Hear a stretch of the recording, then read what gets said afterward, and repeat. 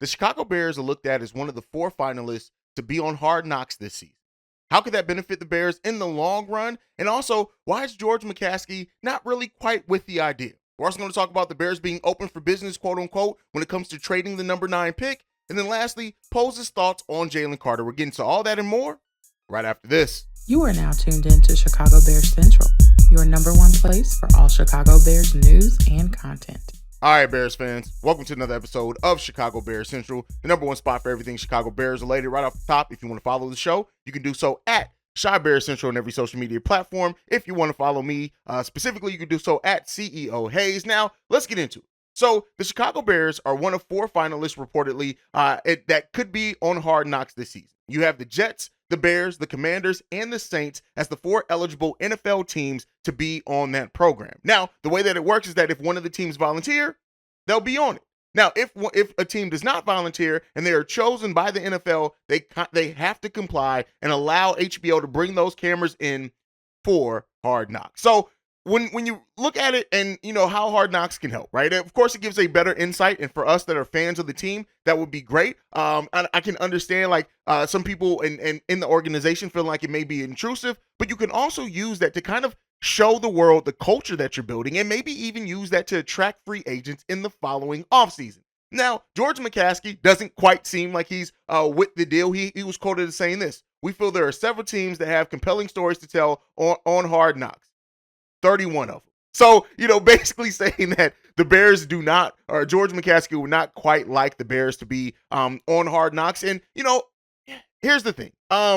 You could say get with the times, McCaskey. You can say, hey, look at what this can do. But at the end of the day, if they're selected and if the NFL chooses them to do it, they have to comply. So, do I feel away or have any thoughts or deeper level things on McCaskey's comments? No, it kind of is what it is. Like, I can understand you not wanting to allow cameras in and kind of just wanting to build. You're still building your organization. You're still building your culture. You're still coming up, with things. So I guess I can understand that. And who wants to make, or if they feel like it makes your franchise a sideshow or whatever. But, I for one would love to see the Bears on Hard Knocks. I think when you look at the personalities we have on this team with Jaquan Brisker, Justin Fields, the coaching staff, and Matt Eberflus, Ryan Poles, I'm sure would make an appearance here and there. Eddie Jackson, like, we have personalities that I think would be fun to see on a program like Hard Knocks. But on top of that, to just see the work that this team puts in, to add that little bit of extra behind the scenes thing for my favorite franchise. And if you're watching this, probably your favorite franchise in the NFL as well. But let me know your thoughts down on that down below.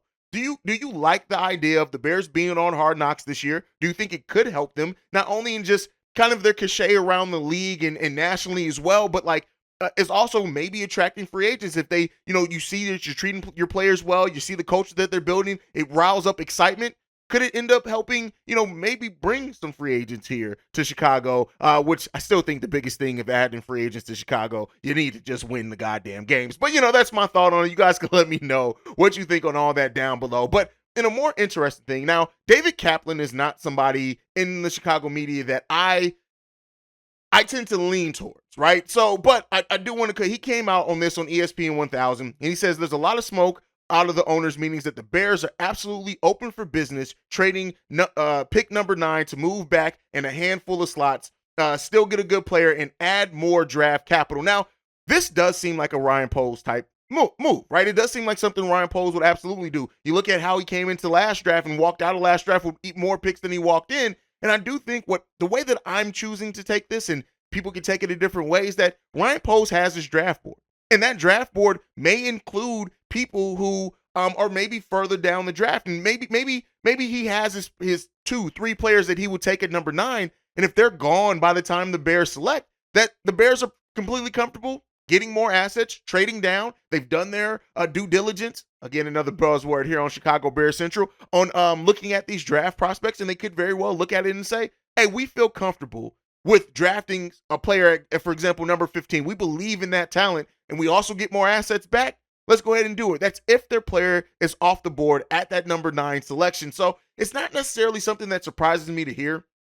There's been that talk around it really since the Bears traded for that number 9 pick anyway. What could be the possibility of trading down again? Now, I do think initially coming into this offseason, a lot of people thought the Bears could trade down twice, but they thought that initial first trade down would be a little bit higher of a pick than what it ended up being. But at the end of the day, you have to trust your vision, right? And if Ryan Poles has this draft board and he has his players on that board that he believes in their future, he believes in them being foundational pieces for the Chicago Bears franchise as we move forward into a new part of the organization, right? Or dynasty. Well, you can't say dynasty. A new era. Era is the word. A new era for the organization. And we still have a lot of holes to fill. So if Ryan Poles sees that and sees those positions and things of need that he can get multiple of those by moving down some off that 9 spot and not draft a player that he's not quite as high on, it makes sense, right? And at the end of the day, that's what you want your GM to do. It's always future forecasting, right? You have to live in the now. You have to live in the future. You have to live also, in the past just a little bit to make sure you don't relive some of the same mistakes if you're an intelligent GM at this level. So, watching Ryan Poles and what he does this offseason, I think it's going to be a masterclass, right? I think when it's all said and done, while we're still looking at this team, wondering what piece and what position we're going to fill here or what player we're going to get here, I think by the time it's all done, right? By the time we sit before OTAs and we start that, we're going to have a picture of a full team that is the vision that Ryan Poles and Matt Eberflus wants. Now, are we going to agree with that vision? That's a story for another day, right? We got to wait to see that. But trading down from number 9, if the prospect that you have, right, the person you have on your draft board that you think is worth at number 9, and if those players are all gone, you have a couple different options. You can go best available, right? Whoever you have next up. Or if you think you can still get that best available by moving down and get more assets at that same time, then you do that. That's just the smart play. Now, let's see if it pays off. Now, one of the players that the Bears could draft at number 9, and mainly because of, off the field things that have happened, is Jalen Carter. And so Ryan Poles was actually asked about Jalen Carter, and he had this to say: "We're at a better place. I think taking the time here to get to know the guys in the locker room and understanding the maturity level there, but at the same time, we also want to be careful because we're still young and impressionable. So I think making sure that we continue to bring in a good core group is important. Maybe down the road, you want to take a risk like that. I think the locker room begins to run itself so you can take some chances. But right now, we need both. We need talent, but at the same time, I'm still going to be a little bit cautious of bringing in the wrong type of person." So, that is not a ringing endorsement. It's not necessarily a slight either. It really does seem like Poles just wants to get to know a little bit better. And again, even if he did have an idea, it's not like he's going to release it in this interview. Say, yeah, by the way, there's no way we're drafting Jalen Carter, right? He's not going to say that. But I think when you look at it overall and you evaluate it, and I love how he said, like, they're still young and impressionable. They're still trying to build that core. They're still trying to bring that culture. When you have a strong culture, you can afford to bring in somebody who might be a little bit more of a risk. But while you're still trying to establish that, you have to be cautious. Now, I can also understand the people who share the mindset of, listen, we need talent on this team. So you need to bring in whoever the best talent is because that's what we need. We need killers on this team. We need to go out and be able to win football games. So I understand that. But Ryan Poles, as much as scheme fit has been a thing, he also has to manage the fit of the personalities on the team. You are still building that locker room, right? We don't have the type of culture in the locker room yet where we can take care of our own. So I understand that. And I think you also have to look at head coach Matt Eberflus and what his leadership is going to be down there if you do bring in a riskier player as well. But it seems like the Bears aren't completely out on the idea of Jalen Carter, but it doesn't seem like they're completely in either. Now, it's going to be more interesting to see if he does fall that far. Keep in mind, this was a guy who was expected to be a top 4 to 5 pick the majority of this offseason until the off the field things came out and the character concerns. And then, the pro day, which also, doubled down on some of that work ethic thing in the NFL outside of just off the field things. So you have, like, the questions that are there are reasonable. And I think that it's not bad to have those questions. I don't think that it's you don't look down upon the Bears for maybe having questions about Jalen Carter and what he can be at the NFL level. And regardless of the skill, if he's going to have enough mentally to overcome some of the temptations. You see a player like Ja Morant, right, who has everything on the court for the NBA, but he had to get that mental right. So he was going down a path of some of his actions that could have ended real bad. So you have to, I guess, take that into consideration. Not I guess you do have to take that into consideration as well, and we'll see. We'll ultimately see where the Bears end up going because I don't necessarily see Jalen Carter getting past Detroit either. So I don't even know if much of this conversation that's been around Jalen Carter and the potential of the Bears signing him is even something that's worth necessarily having because I just don't know if he's still going to be there. I think they're going to have teams that are willing. keep in mind, people looked at him as a generational level talent. And I think that you're going to have teams ahead of the Bears that are willing to take that risk be damned. And the Bears may not even have to worry about asking themselves that question. But I'm going to throw it to you. How do you feel about Ryan Poles' comments now about, bringing somebody into the locker room? What do you think about the Bears and the culture they're trying to build here and trying to protect that as they're still trying to establish that? Let me know what you guys think on that down below.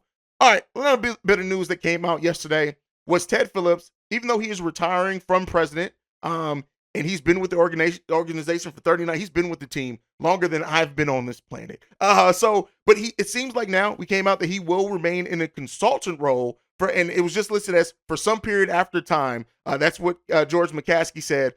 So Ted Phillips is still going to be on. And I think when you look at Kevin Warren coming in, it's not like he worked himself up from the organization. We really have a lot of people that, even though Ryan Poles played for the Bears before, right, he didn't come up in this organization as an executive. So, Ted Phillips staying on to really kind of, be a consultant, to ask some questions, maybe bridge some gaps, maybe, play liaison in a couple of areas as Kevin Warren is building his own relationships. It's smart. It's just smart business to do that, right? And, there's always a transition plan in place. And, I'm sure Ted Phillips is ready to get his retirement. Lord knows he's earned it to a degree. When you put in 39 years for one organization, I think you've earned your retirement, regardless of how successful that period was or not.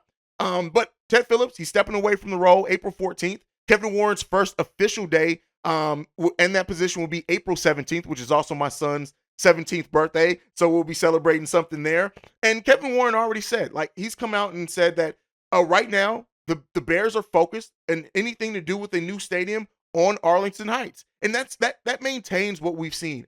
I know that, Lightfoot is trying to keep hope that the Bears can stay in Chicago. It's not happening. There's a very unlikely possibility and chance that that's happening, that the Bears are going to stay in Chicago. The Arlington Heights is happening. The Bears are moving. They're going to have a great stadium. They're going to have a great overall epicenter over there of what they're able to do and the money they're able to generate. And I guarantee, probably within 5 years of that stadium being up, Super Bowl's coming. And so that's what that's going to mean for revenue as well. But the Bears have maintained the same byline on that the whole time. They are focused on developing Arlington Park. And that is going to be what it's going to be. The Bears are moving. And the quicker that we all come to realization on that, it just is what it is. And it's better for the franchise. It's better for the organization. So, we'll see. I can't wait to go to the new stadium whenever it is up. I will be there year one at some game. I may even go to when we ever play the Packers in our first game against the Packers in that new stadium. But, it is what it is. Things change. We're in a time period of change overall with the Chicago Bears organization. I called it a new era before, and that's truly what it is and what it feels like.